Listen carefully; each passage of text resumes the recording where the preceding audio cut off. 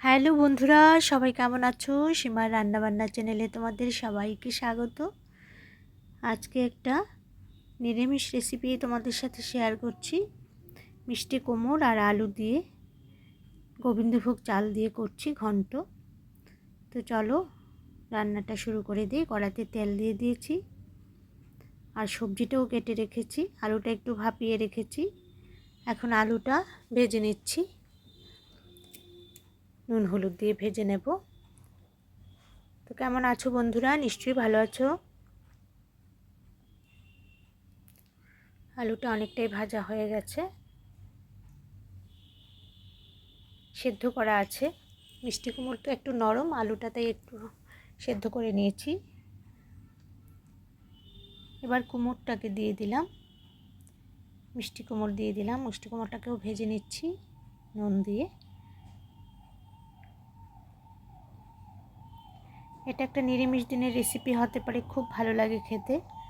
চাল দিয়ে তো আমরা ঘন্ট খাই, নিরামিষ ঘন্ট গোবিন্দভোগ চাল দিয়ে আলু দিয়ে। তো সেখানে মিষ্টি কুমড়ও দেওয়া যায়, ভালোই লাগে খেতে। অ্যাকচুয়ালি শুধু মিষ্টি কুমড় দিয়েও করা যায়। যারা মিষ্টি কুমড় খেতে চায় না ওদের জন্য আলুটা দেওয়া। আমার বাড়িতেই এক দুজন আছে যারা মিষ্টি কুমড় একদমই পছন্দ করে না, তো ওদের জন্য আলু। ওরা মিষ্টি কুমড় খাবে না, আলু খাবে। তো হয়ে গেল মিষ্টি কুমড় ভাজা। এখন রান্নাটা শুরু করছি।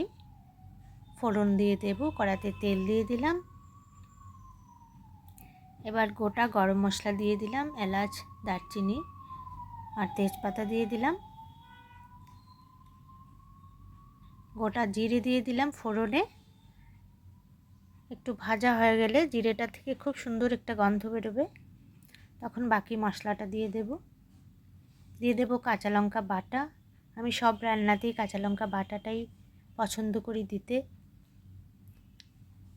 এখানে পরিমাণ মতো বড় চামচে 1 চামচ দিয়ে দিলাম কাঁচা লঙ্কা বাটা। একটু ভাজা করে নিচ্ছি। আর দিয়ে দিয়েছি বড় চামচেরই 1/2 চামচ আদা বাটা, দিয়ে দিলাম 1/2 চামচ কাশ্মীরি লঙ্কা, আর দিয়ে দিলাম 1 চামচ জিরে গুঁড়ো। এবার একটু জল দিয়ে খুব ভালো করে মশলাটাকে কষিয়ে নিচ্ছি।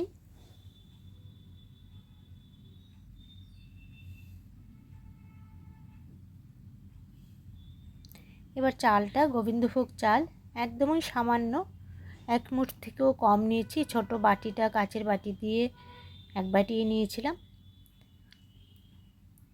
তো এবার মশলার সাথে চালটাকেও ভেজে নিচ্ছি। আলাদাভাবেও চালটা ভাজা যায়, তবে আমি সবসময় চাল দিয়ে কোনো কিছু রান্না করলে মশলার সাথেই ভাজা করে নিই চালটাকে, আলাদা আর ভাজি না।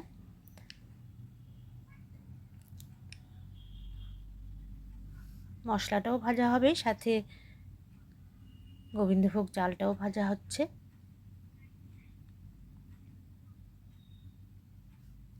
মশলা ভাজা হয়ে জল একদম শুকিয়ে যাবে, তেল ছাড়তে শুরু করবে, তখন আমি জল দিয়ে দেব।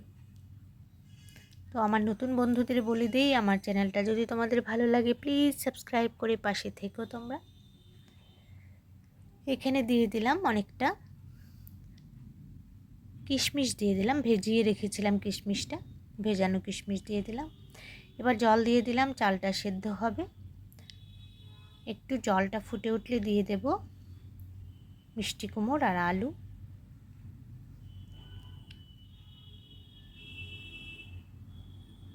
চালটা একটু ফুটেছে, খুব ভালো করে নাড়াচাড়া করে দেখতে হবে চালটা কতটা ফুটেছে।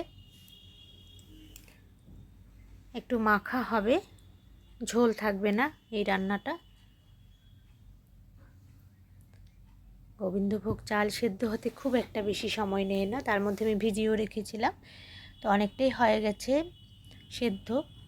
তো এবার আমি মিষ্টি কুমড় আর আলু দিয়ে দিলাম। আরও কিছুক্ষণ ফুটিয়ে নেব।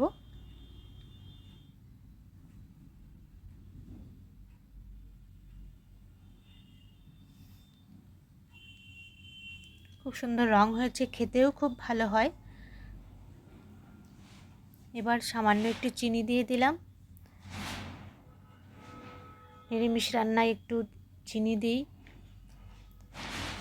স্বাদটাকে ব্যালেন্স করার জন্য নুন মিষ্টি ঝাল। এবার কিছুক্ষণ স্ট্যান্ডিং টাইম দিয়ে দিলাম। এবার দিয়ে দিলাম গরম মশলা, 1/2 চামচ গরম মশলা। এবার খুব ভালো করে নাড়িয়ে নিচ্ছি। তো হয়ে গেল মিষ্টি কুমড়ো আর আলু দিয়ে গোবিন্দভোগ চালের ঘন্ট। তো কেমন হয়েছে বন্ধুরা আমার এই রেসিপিটি অবশ্যই কমেন্ট করে জানাবে। ভালো লাগলে বন্ধুদের সাথে শেয়ার করে দিও। দেখা হবে আগামী কোনো ভিডিওতে। খুব ভালো থেকো বন্ধুরা তোমরা।